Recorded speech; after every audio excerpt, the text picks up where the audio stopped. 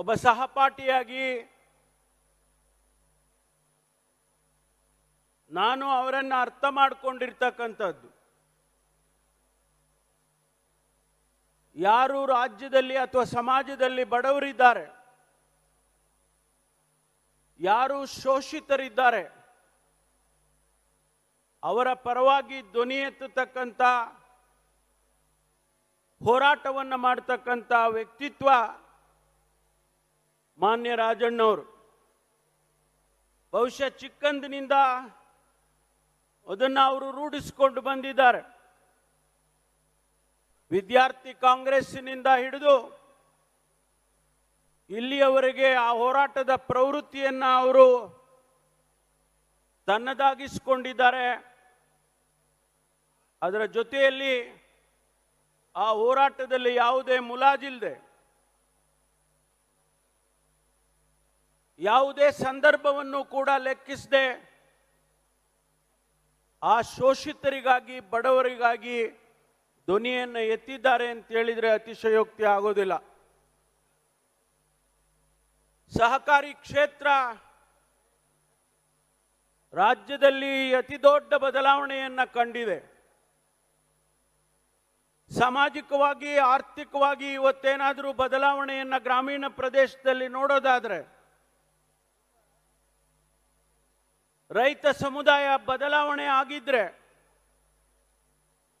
ಒಂದಿಷ್ಟು ಆರ್ಥಿಕವಾಗಿ ನಮ್ಮ ರಾಜ್ಯದ ರೈತರು ಶಕ್ತಿಯುತವಾಗಿದ್ರೆ, ಅದು ಸಹಕಾರಿ ಕ್ಷೇತ್ರದಿಂದ ಮತ್ತು ಸನ್ಮಾನ್ಯ ರಾಜಣ್ಣವರು ತಂದಂಥ ಅನೇಕ ಕಾನೂನುಗಳು, ನಿಯಮಗಳಿಂದ ಅಂತೇಳಿ ನಾನು ಇವತ್ತು ಹೇಳೋದಕ್ಕೆ ಬಯಸ್ತೇನೆ. ಅವರು ಯಾರು ಸಾಲ ತೆಗೆದುಕೊಂಡಿದ್ರು ಅಂತಹ ರೈತ ಒಂದು ವೇಳೆ ಮರಣ ಹೊಂದಿದ್ರೆ ಆ ಸಾಲವನ್ನು ಮನ್ನಾ ಮಾಡತಕ್ಕಂಥ ತೀರ್ಮಾನ ಬಹುಶಃ ಇಡೀ ದೇಶದಲ್ಲಿ ಪ್ರಪ್ರಥಮ ಬಾರಿಗೆ ಕರ್ನಾಟಕದಲ್ಲಿ ತೀರ್ಮಾನವನ್ನು ಮಾಡಿದರು.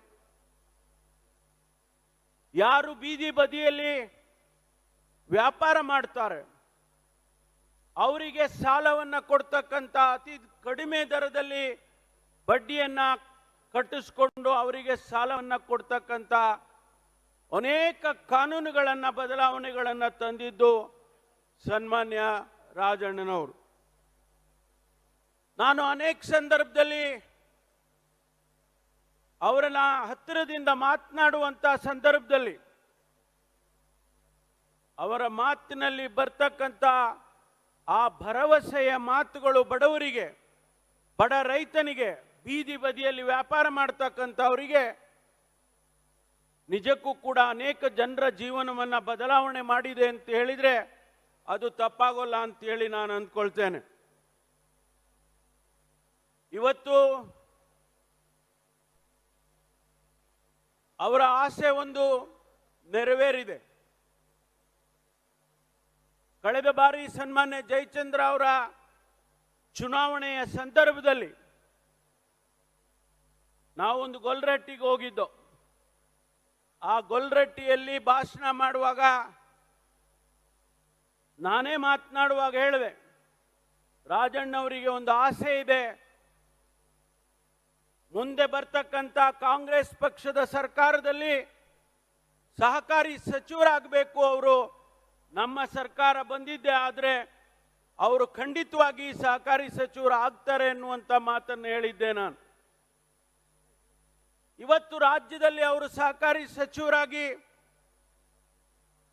ಮಾನ್ಯ ಮುಖ್ಯಮಂತ್ರಿಗಳು ಸಿದ್ದರಾಮಯ್ಯನವರು ಅವರ ಆಸೆಯನ್ನು ನೆರವೇರಿಸಿಕೊಟ್ಟಿದ್ದಾರೆ. ನಾನು ಅವರಿಗೆ ಅಭಿನಂದನೆಯನ್ನು ಈ ಸಂದರ್ಭದಲ್ಲಿ ಹೇಳ್ತೇನೆ. ಯಾರಿಗೆ ಪರಿಣಿತಿ ಇದೆ, ಯಾರಿಗೆ ಆ ಕ್ಷೇತ್ರ ಚೆನ್ನಾಗಿ ಅರ್ಥ ಮಾಡಿಕೊಂಡಿದ್ದಾರೆ, ಅವರಿಗೆ ಸಚಿವರನ್ನ ಮಾಡಿದ್ರೆ ಎಷ್ಟೊಂದು ಬದಲಾವಣೆಯನ್ನು ತರೋದಕ್ಕೆ ಸಾಧ್ಯ ಅನ್ನೋದನ್ನ ಮಾನ್ಯ ರಾಜಣ್ಣನವರು ಇವತ್ತು ತೋರಿಸಿಕೊಟ್ಟಿದ್ದಾರೆ.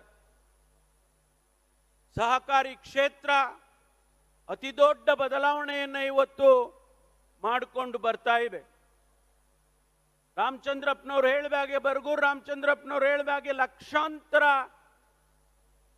ಗ್ರಾಮ ಪಂಚಾಯಿತಿಗಳ ಸದಸ್ಯರುಗಳು ಅಥವಾ ಸೆಲ್ಫ್ ಹೆಲ್ಪ್ ಗ್ರೂಪ್ ಅಂತ ನಾವೇನು ಕರಿತೇವೆ, ಆ ಸಂಘ ಸಂಸ್ಥೆಗಳಿಗೆ ಸಹಾಯ ಹಸ್ತವನ್ನು ನೀಡ್ತಕ್ಕಂಥ ಸಹಕಾರಿ ಕ್ಷೇತ್ರ ಇವತ್ತು ರಾಜ್ಯದಲ್ಲಿ, ಇಡೀ ದೇಶದಲ್ಲಿ ದೊಡ್ಡ ಬದಲಾವಣೆಯನ್ನು ಕರ್ನಾಟಕ ರಾಜ್ಯ ತಗೊಂಡು ಬಂದಿದೆ. ಅದಕ್ಕಾಗಿ ನಾನು ಮಾನ್ಯ ರಾಜಣ್ಣವರಿಗೆ ವಿಶೇಷವಾದ ಅಭಿನಂದನೆಯನ್ನು ಈ ಸಂದರ್ಭದಲ್ಲಿ ಹೇಳಲೇಬೇಕಾಗ್ತದೆ. ಮುಂದಿನ ದಿನದಲ್ಲಿ ಕೂಡ ಅವರು ರಾಜ್ಯದ ಸಹಕಾರಿ ಕ್ಷೇತ್ರವನ್ನು ಇನ್ನೂ ಹೆಚ್ಚಿನ ರೀತಿಯಲ್ಲಿ ಗಟ್ಟಿ ಮಾಡ್ತಕ್ಕಂಥ ಕಾನೂನುಗಳನ್ನು ತರೋದ್ರ ಮೂಲಕ ಆ ಸಹಕಾರಿ ಕ್ಷೇತ್ರ ಜನಸಮುದಾಯಕ್ಕೆ ಉಪಯೋಗ ಆಗಲಿ ಅಂತೇಳಿ ನಾನು ಈ ಸಂದರ್ಭದಲ್ಲಿ